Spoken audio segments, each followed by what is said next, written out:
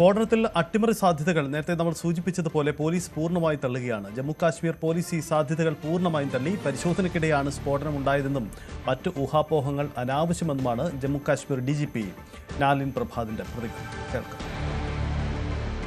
A huge quantity of explosive substances, chemicals and reagents were also recovered from Faridabad on 9th and 10th of November 25.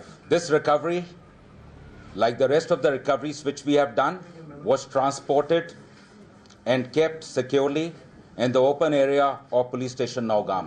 As part of the prescribed procedure, the samples of the recovery had to be forwarded for further forensic and chemical examination.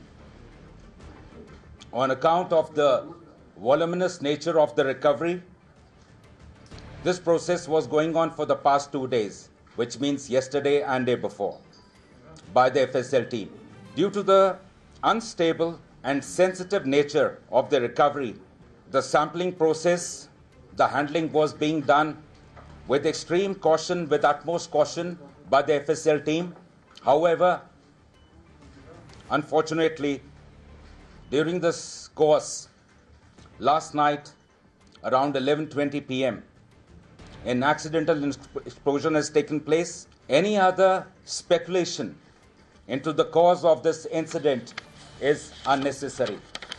In this unfortunate incident, 9 people have lost their lives, 1 personnel of SIA, 3 personnel of the FSL team, 2 crime-wing photographers, 2 revenue officials who were basically part of the magistrates team, 1 tailor who was associated with the team.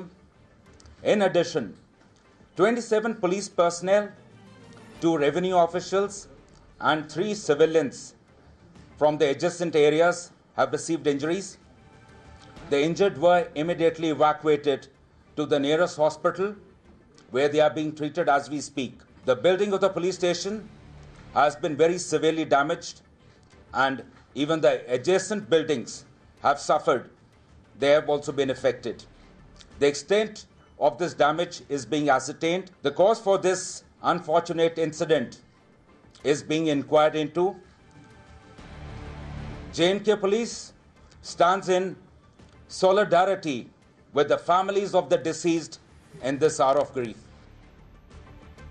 ഇതാണ് ജമ്മു കാശ്മീർ പോലീസിന്റെ ഔദ്യോഗിക വിശദീകരണമാണ്. എന്തായാലും അട്ടിമറി സാധ്യത അദ്ദേഹം പൂർണ്ണമായും തള്ളിക്കളയുകയാണ് എന്നാണ് മനസ്സിലാകുന്നത്.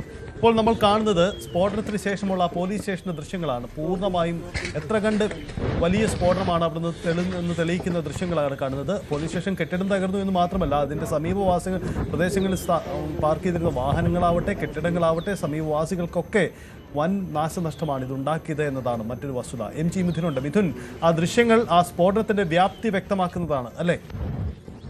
തന്നെയാണ്. കാരണം അത്രത്തോളം വലിയ സ്ഫോടനമാണ് ഉണ്ടായത്. നാടിനെ നടുക്കിയ സ്ഫോടനങ്ങൾ പരമ്പരകളിൽ ഒന്ന് തന്നെയായി ഇതിനെ കണക്കാക്കപ്പെടാം. കാരണം ഇതിപ്പോൾ പൂർണ്ണമായും ഇത്തരത്തിലൊരു ഊഹാപോഹങ്ങൾ അനാവശ്യമാണ് എന്ന് DGP നളിൻ പ്രഭാത് പറയുന്നുവെങ്കിൽ പോലും തന്നെ ഇത്രയധികം ഏകദേശം 3000 കിലോയിലധികം അമോണിയം നൈട്രേറ്റ് അടക്കമുള്ള സ്ഫോടക വസ്തുക്കളായിരുന്നു പിടിച്ചെടുത്തിരുന്നത്. ഇവ പൂർണ്ണമായും ഇവിടെ തന്നെ ഉണ്ടായിരുന്നു, അതോ കുറച്ച് മാത്രമേ ഈ പോലീസ് സ്റ്റേഷൻ, നൗഗാം പോലീസ് സ്റ്റേഷന്റെ ഭാഗമായി ഉണ്ടായിരുന്നു എന്നുള്ളതാണ് നമുക്ക് ഇനി അറിയേണ്ടിയിരിക്കുന്നത്. അക്കാര്യത്തിലൊക്കെ ഒരു കൃത്യമായ വ്യക്തത അല്ലെങ്കിൽ അതുമായി ബന്ധപ്പെട്ടുള്ള ഒരു മറുപടി ഇപ്പോൾ എന്തായാലും DGPയുടെ ഭാഗത്ത് നിന്ന് ഉണ്ടായിട്ടില്ല എന്നുള്ളതാണ്. പൂർണ്ണമായും ഈ ഒരു 3000 കിലോ എന്നൊക്കെ പറയുമ്പോൾ പ്രത്യേകിച്ച് 300 കിലോ സ്ഫോടക വസ്തുക്കളായിരുന്നു ഒരു കാറിലുണ്ടായിരുന്നത്. ഈ ഉമർ നബി സഞ്ചരിച്ചിരുന്ന വാഹനത്തിൽ ഏകദേശം 30 കിലോയ്ക്ക് താഴെ മാത്രമായിരുന്നു ഈ അമോണിയം നൈട്രേറ്റിന്റെ സാന്നിധ്യം ഉണ്ടായത് എന്നാണ് പ്രാഥമികമായി കണ്ടെത്തുകയും ചെയ്തത്. അപ്പോൾ അതുണ്ടാക്കിയ ഒരു പ്രകമ്പനം, അതുണ്ടാക്കിയ ഒരു ആഘാതം, അത് എത്രത്തോളം വലുതായിരുന്നു എന്ന് നമുക്ക് ദൃശ്യങ്ങളൊക്കെ പിന്നീട് പുറത്തു വന്നപ്പോൾ കാണുകയും ചെയ്തതാണ്. അങ്ങനെയെങ്കിൽ ഇപ്പോഴുണ്ടായിരിക്കുന്ന ഈ ഒരു ആക്സിഡന്റൽ ബ്ലാസ്റ്റ് എന്ന് DGP പറയുമ്പോൾ പോലും തന്നെ അതിൻ്റെ വ്യാപ്തി മനസ്സിലാക്കുന്ന തരത്തിലുള്ള ദൃശ്യങ്ങളാണ്. പൂർണ്ണമായും പോലീസ് സ്റ്റേഷൻ തകർന്നിരിക്കുന്നു. അവിടെ സമീപത്തുണ്ടായിരുന്ന വീടുകൾക്ക് വലിയ രീതിയിൽ കേടുപാടുകൾ സംഭവിച്ചിരിക്കുന്നു. പൂർണ്ണമായും വാഹനങ്ങൾ കത്തി നശിച്ച ഒരു സ്ഥിതിവിശേഷം. അതിൻ്റെ ചില കണക്കുകൾ കൂടി അദ്ദേഹം പറഞ്ഞു വെക്കുന്നുണ്ട്. മറ്റൊന്ന്, ഈ മരണപ്പെട്ടവരിൽ 9 പേരാണ് ഈ മരണപ്പെട്ടത്. അതിൽ ഇപ്പോൾ പറഞ്ഞിരിക്കുന്നതിൽ 4 പേർ പോലീസ് ഉദ്യോഗസ്ഥരാണ്. പശ്ചാത്തലത്തിലാണ് റവന്യൂ ഡിപ്പാർട്ട്മെന്റിന്റെ ഉദ്യോഗസ്ഥർ അതിൽ ഉൾപ്പെടുത്തുന്നുണ്ട്. ഒരു സാധാരണക്കാരായിട്ടുള്ള ഒരു വ്യക്തി, ഒരു തയ്യൽക്കാരനാണ്, സമീപത്തെ ഒരു സാധാരണക്കാരായിട്ടുള്ള വ്യക്തിയാണ്. അദ്ദേഹം ഈ ഒരു ബ്ലാസ്റ്റിൽ മരണപ്പെട്ടിരിക്കുന്നു. ഒപ്പം തന്നെ 2 ക്രൈം ഫോട്ടോഗ്രാഫർമാർ ഈ ഒരു ബ്ലാസ്റ്റിൽ കൊല്ലപ്പെട്ടിരിക്കുന്നു. അങ്ങനെ 9 പേരാണ് മരണപ്പെട്ടിരിക്കുന്നത്. 27 പേരോളം ആളുകൾക്ക്, അതായത് അതിൽ തന്നെ പോലീസ് ഉദ്യോഗസ്ഥരുണ്ട്, റവന്യൂ ഉദ്യോഗസ്ഥരുണ്ട്, ഫോറൻസിക് ഡിപ്പാർട്ട്മെന്റിലെ ഉദ്യോഗസ്ഥരുണ്ട്. അവർക്കൊക്കെ വളരെ സാരമായ രീതിയിലുള്ള പരിക്കേറ്റിട്ടുണ്ട്. അതിൽ 5 പേരുടെ നില അതീവ ഗുരുതരമായി തുടരുന്നു എന്നാണ് അദ്ദേഹം പറയുകയും ചെയ്തത്. മറ്റൊന്ന്, ഇതിൽ എങ്ങനെയാണ് കഴിഞ്ഞ 2 ദിവസങ്ങളായി ഇതിൻ്റെ പരിശോധനകൾ നടന്നു വരുന്നു എന്നാണ് അദ്ദേഹം പറയുന്നത്. കാരണം ഇത്രയധികം സബ്സ്റ്റൻസുകൾ ഉണ്ട്, 3000 കിലോയിലധികം സബ്സ്റ്റൻസുകളാണ് പിടിച്ചെടുത്തിട്ടുള്ളത്.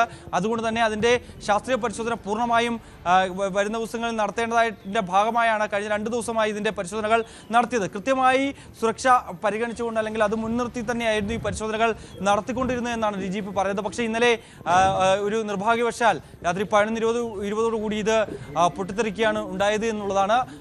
ഇത് എത്രത്തോളം സാധനങ്ങൾ പൊട്ടിത്തെറിച്ചു, അല്ലെങ്കിൽ എത്ര അമോണിയം നൈട്രേറ്റ് എത്ര കിലോയോളം പൊട്ടിത്തെറിച്ചു, എത്രത്തോളം ഇവിടെ സൂക്ഷിച്ചിരുന്നു എന്നടക്കമുള്ള കാര്യങ്ങൾ ഇനി വരും മണിക്കൂറിൽ ഒരു വ്യക്തത വരും. എന്തായാലും നിലവിൽ ഈ അഭ്യൂഹങ്ങൾ പരക്കുന്നതിൻ്റെ സാഹചര്യത്തിലാണ് ഇപ്പോൾ DGP മാധ്യമങ്ങളെ കാണുകയും ഇക്കാര്യത്തിലൊരു വിശദീകരണം നടത്തുകയും ചെയ്ത്, അതായത് ജെയ്ഷെ മുഹമ്മദിൻ്റെ നിഴൽ സംഘടനകളടക്കം തങ്ങളാണ് ഈ ആക്രമണത്തിന് പിന്നിൽ, തങ്ങളാണ് ഈ ഒരു സ്ഫോടനത്തിന് പിന്നിൽ എന്ന അവകാശവാദവുമായി രംഗത്ത് വരുന്ന പശ്ചാത്തലമുണ്ട്. അതുകൊണ്ട് തന്നെ രാജ്യത്ത് വീണ്ടും ഒരു ആക്രമണം ജെയ്ഷെ മുഹമ്മദിൻ്റെ ഭാഗത്ത് നിന്ന് നടന്നു എന്നുള്ള രീതിയിൽ പ്രചരണം നടക്കുന്നുണ്ട്. അത് തടയിടുന്നതിന് വേണ്ടിയാണ് ഇങ്ങനെ ഒരു വാർത്താ സമ്മേളനം ഇപ്പോൾ DGPയുടെ ഭാഗത്ത് നിന്ന് ഉണ്ടായിരിക്കുന്നത്. പൂർണ്ണമായും അത് തള്ളിക്കളയുന്നു. ഒരു തരത്തിലും ഒരു ഭീകരാക്രമണ ശ്രമമല്ല ഉണ്ടായത്, അതൊരു ആക്സിഡന്റൽ ബ്ലാസ്റ്റ് ആണ് നടന്നിരിക്കുന്നത് എന്നാണ് DGP ആവർത്തിച്ച് വ്യക്തമാക്കുന്നത്. സൈദ്, യെസ്, അതാണ് സാഹചര്യം. എന്തായാലും രാജ്യം നടുങ്ങലിലാണ് ഈ പോലീസ് സ്റ്റേഷനിലുണ്ടായ പൊട്ടിത്തെറിയിൽ. ഒപ്പം അതിൻ്റെ അനുബന്ധമായ നിരവധി സംഭവങ്ങളുണ്ട്. അതുകൊണ്ട് തന്നെ വലിയ ജാഗ്രതാ നിർദ്ദേശമാണ്. ഔദ്യോഗികമായി തന്നെ അട്ടിമറി സാധ്യത തള്ളിക്കളയുന്നുണ്ടെങ്കിൽ കൂടിയും